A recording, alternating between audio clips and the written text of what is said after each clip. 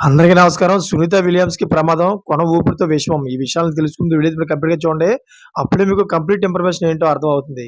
అదేవిధంగా చాలామంది వీడియో చూస్తున్నారు గానీ, సబ్స్క్రైబ్ చేసుకోవడం మాత్రం మర్చిపోతున్నారు.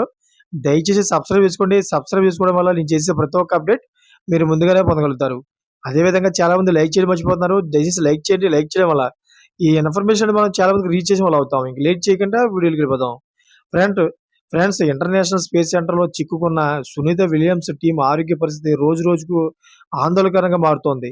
స్పేస్‌కి వెళ్లే సమయంలో ఎంతో హెల్తీగా ఉన్న టీమ్ మొత్తం ఇప్పుడు చాలా బలహీనంగా తయారయ్యారు. శరీరాలు పీకిపోయి ప్రాణాపాయ స్థితిలో ఉన్నట్లు కనబడుతున్నారు.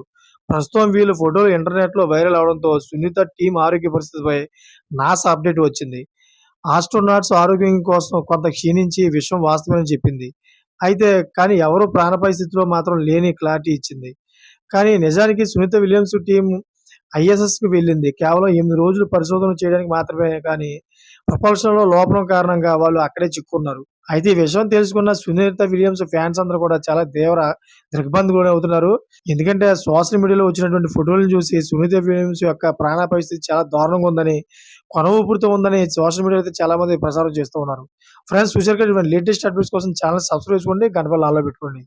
నేను చేసే ప్రతి ఒక్క అప్డేట్ మీరు ముందుగానే పొందగలుగుతారు. Thank for watching friends.